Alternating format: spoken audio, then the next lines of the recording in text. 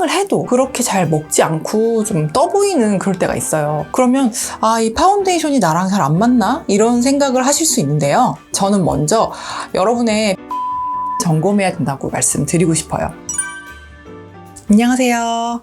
화장품 만드는 엄마 채꿈입니다. 보통 화장이 잘 먹었다 이런 표현 많이 들어보시고 또 쓰고 계시죠. 네, 이 피부와 베이스 메이크업이 뭔가 착 그런 느낌이 들 때 그런 말을 많이 씁니다.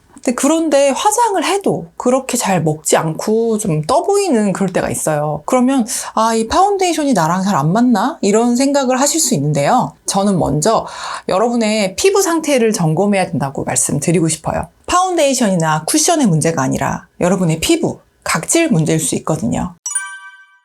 그럼 각질에 대해서 먼저 좀 더 알아볼게요. 우리 피부는 이런 한 겹이 아니라 이렇게 층층이 쌓인 케이크처럼 이렇게 겹겹이 만들어져 있어요. 먼저 바깥쪽 부분인 표피, 안쪽 부분인 진피 이렇게 나누어져 있는데요. 표피에서도 가장 바깥쪽인 부분을 우리가 각질층이라고 말하는데요. 표피의 가장 아랫부분에서 각질 형성 세포라는 것이 계속 생겨나면서 분열하는 그런 과정을 거치고 있습니다.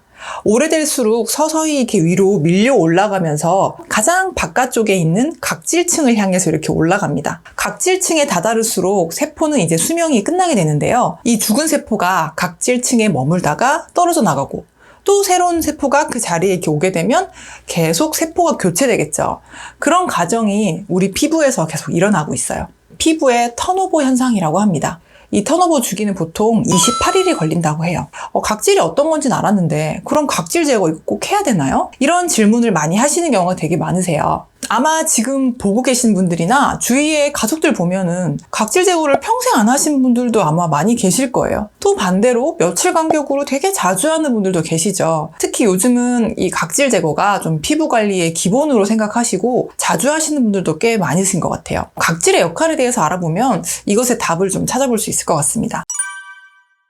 아까 각질층에는 어떤 세포 분열이나 활동을 하지 않는 죽은 각질 세포들이 있다고 말씀드렸죠. 그래서 예전에는 크게 필요 없는 거라고 생각을 했었어요. 그래서 이게 없어도 되는 또는 반들반들한 피부결을 위해서는 오히려 없애야 되는 존재라고 생각을 해서 막 때를 밀고 그렇게 생각했던 경우도 있었죠. 그런데 사실은 이 각질이라는 게 아주 우리 피부의 최전방에서 피부를 지켜주는 그런 수비 역할, 방어 역할을 하고 있는 거였어요. 각질과 함께 지질이라는 성분이 함께 어우러져서 이렇게 피부 장벽을 이루고 있거든요. 그래서 이 각질이 없으면 외부 자극과 수분 손실에 매우 취약한 상태가 되기 때문에 이게 제거가 아니라 오히려 지켜야 하는 대상으로 인식이 많이 바뀌게 되었어요. 아까 피부는 턴오버라고 해서 각질이 생기고 떨어져 나가는 기능이 있다고 말씀드렸잖아요. 그래서 건강하신 피부의 경우는 각질 제거를 따로 안 해도 불편함이라든지 그로 인한 피부결, 트러블 같은 건 없으셨을 거예요. 그런데 이 시스템에 뭔가 문제가 있어서 턴오버가 원활하지 않은 경우도 있겠죠. 이렇게 새로운 각질 세포가 올라오고 떨어지고 하는 과정이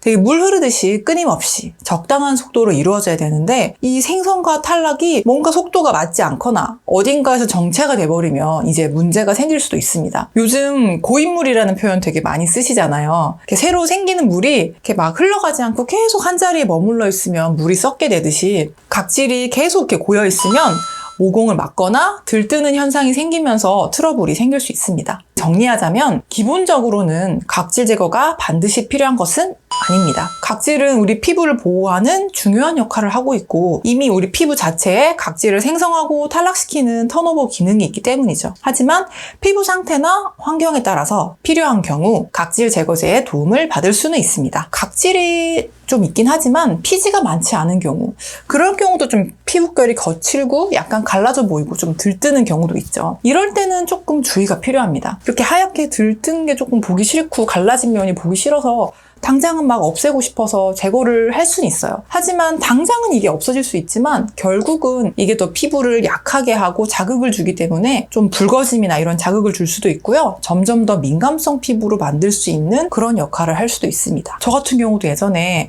좀 무리하게 클렌징 워터로 마찰을 많이 주면서 막 각질 제거를 한 적이 있었어요. 그 후에 얼굴이 되게 붉어지고 열감이나 그런 좀 트러블이 있었고 보습제를 발라도 나중에 막 땡기는 그런 속건조 현상이 발생하더라고요. 하더라고요. 이런 경우는 각질 제거보다는 보습이 더 중요합니다. 피부에 충분한 보습이 좀 안정이 되면 각질 분해 요소가 활성화되면서 자연스럽게 각질이 탈락하게 된다고 해요. 그래서 이런 보습을 통해 원활한 턴오버와 각질화 과정을 유도하는 그런 방식을 택하셔야 합니다. 매일 하는 클렌징 할 때 조금만 더 신경 쓰셔서 충분한 양으로 골고루 이렇게 롤링 해주시면서 이렇게 깨끗하게 씻어주시면 그것만으로도 충분합니다. 그리고 이런 피부 타입 외에도 햇볕이나 자외선을 많이 받아서 지금 피부가 좀 많이 붉어져 있다, 자극을 받았다 싶을 때는 각질 제거를 하시지 않는 것이 좋습니다. 여자분들 같은 경우는 생리 직전이나 생리 주기에는 피부가 또 굉장히 민감할 수 있는 시기예요. 그런 때도 조금 무리하게 각질 제거를 하시기보다는 조금 더 보습에 신경을 써주시는 걸 더 추천해 드립니다. 그리고 세안 후에도 좀 당김이 심하거나 보습제를 발라도 속건조가 있거나 이럴 때도 피부 장벽이 약한 상태이기 때문에 마찬가지고요. 여드름이나 트러블이 올라올 때도 조금 피해 주시는 것이 좋습니다. 저 같은 경우도 건성에 좀 가까운 피부고 피부가 얇고 각질이나 피지가 많은 편은 또 아니에요. 그래서 저는 따로 각질 제거를 쓰지는 않습니다. 대신에 좀 오일 함량이 높은 클렌징 오일 같은 걸로 클렌징을 꼼꼼하게 해주는 편이고요. 필요할 때는 이중 세안을 해주면서 클렌징을 통해서 각질과 피지 관리를 해주고 있어요. 대신 제가 좀 더 신경을 쓰는 때가 있는데요.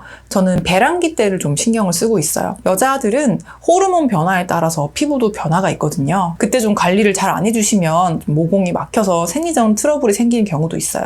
그래서 좀 그때 열심히 조금 클렌징을 해주고 있고, 이것도 제가 한번 다음 영상에서 다뤄보도록 하겠습니다.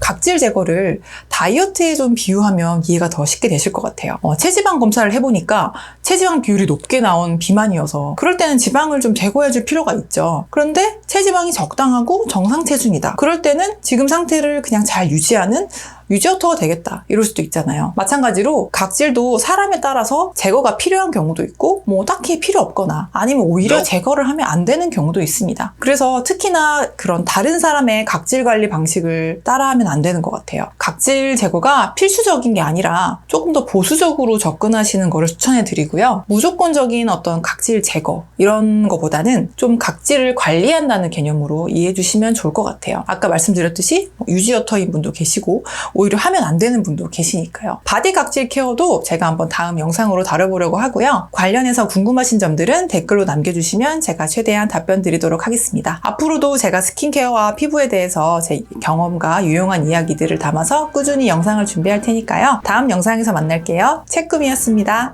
감사합니다.